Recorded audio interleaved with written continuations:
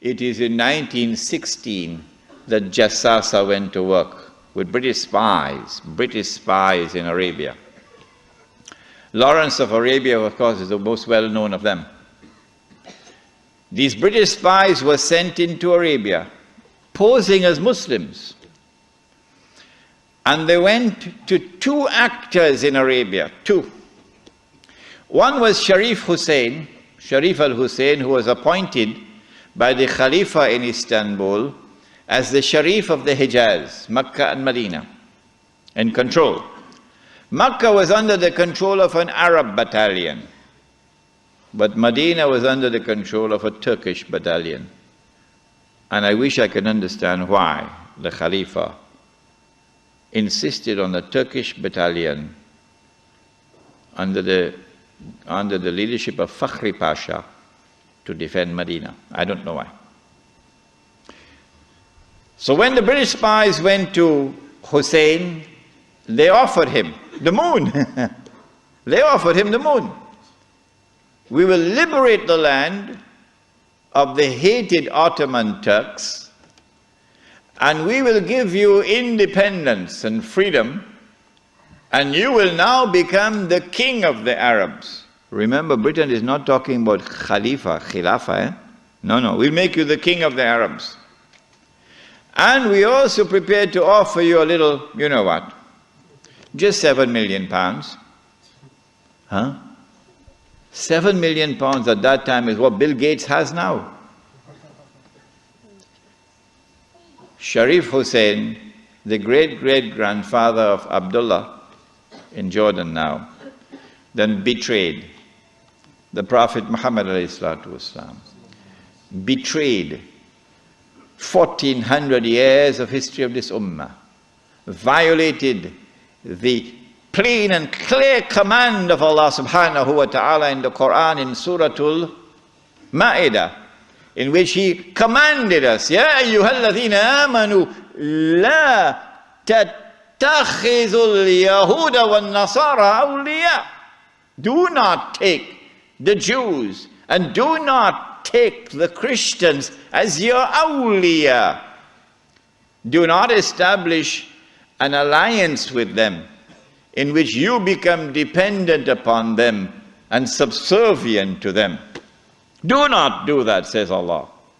بَعْدُهُمْ أَوْلِيَاءُ بَعْضٍ. They are protecting friends of each other. وَمَنْ يَتَوَلَّهُمْ مِنْكُمْ فَإِنَّهُ مِنْهُمْ. Whosoever from amongst you turn to them for that kind of an alliance, you no longer belong to this ummah, you've now joined them. Inna Allah la yahdi al-qawm al-zalimin. Surely Allah will never provide guidance for a people who commit such an atrocious act of wrongdoing. And this is precisely what Sharif Hussein did, and what all his descendants from that day to this day have been doing. Sharif Hussein now accepts 7 million sterling pounds and enters into a military alliance with Britain and declares himself independent of the Ottoman Khalifa. Once the Khilafah in Istanbul had lost control of Mecca and Medina, had lost control of the Haramayn, had lost control of the Hajj, you pull the carpet, you pull the rug from underneath the feet of the Khalifa. His Khilafah is now losing legitimacy. Can anyone be Khalifa? Can you appoint a Khalifa here in downtown Lakemba? Can Mullah Umar have been recognized as the Khalifa? No, why not? Because when the Hajj comes, Amirul Mu'mineen Mullah Umar will have to apply for a Saudi visa to perform the Hajj. Huh? And if the Saudis reject the visa, the Khalifa can't perform the Hajj. All right? And so the British calculated, if we can wrest control of the Haramayn and the Hajj away from the Khalifa in Istanbul, then the legitimacy of his Khilafah will begin to crumble.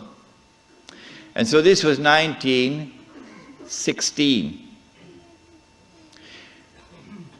The British spies then went to the second actor in the Arabian Peninsula. I mean, Britain has a PhD in deception. If you want to destroy the Khilafah, okay, you have to make sure that it cannot be restored. How can you take the entire world of Islam with so many ulama and ensure that not only is the Khilafah destroyed, but it cannot be restored? That's a tall order. How to do it? The answer is, you not only have to liberate the Haramayn from the control of the Khalifa in Istanbul, but you have to put it in the control of those who will not themselves claim the Khilafah and will not allow anyone else to claim the Khilafah. And so long as these people keep control of the Haramayn and the Hajj, the Khilafah can never be restored. Simple, isn't it?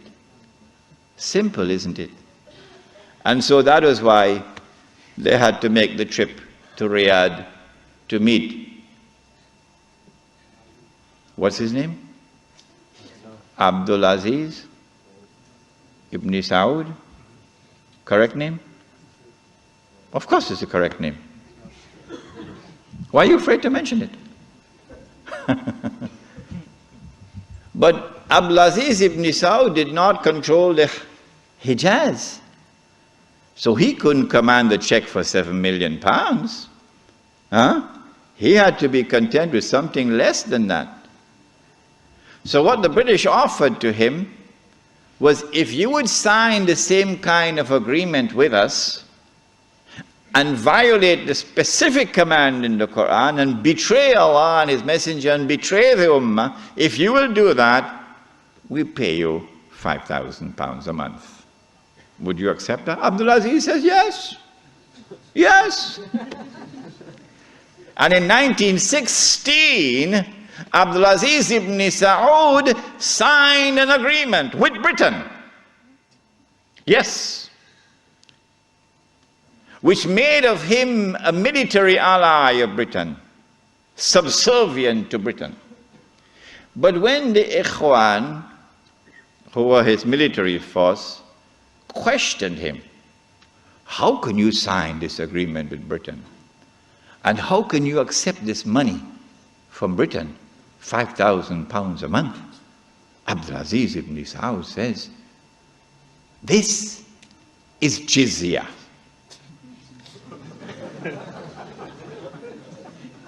Jizya is what they pay to me because I control them.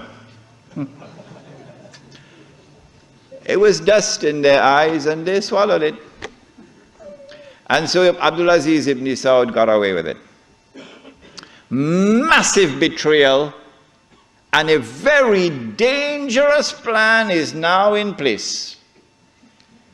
As soon as the Khilafah is destroyed, that Abdul Aziz ibn Saud will be given what is known as the green light, something that Saddam Hussein knows about, the green light. And then he will attack and take control of the Haramayn.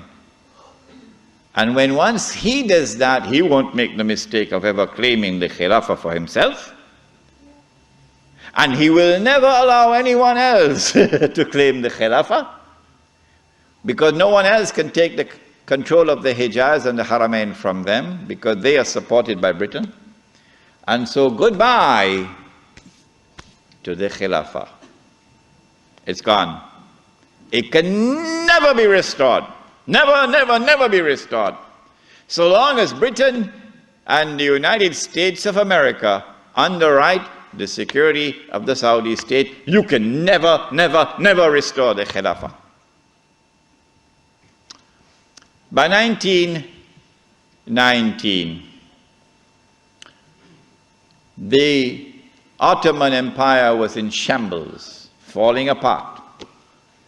And a British army under General Allenby, with many Arabs and Punjabi Muslims fighting faithfully under his control, attacked the Turkish garrison which was defending Jerusalem, defeated it, and liberated the Holy Land. This was a joyous day for the Jews, because now the countdown is really moving forward, and the golden age is coming back.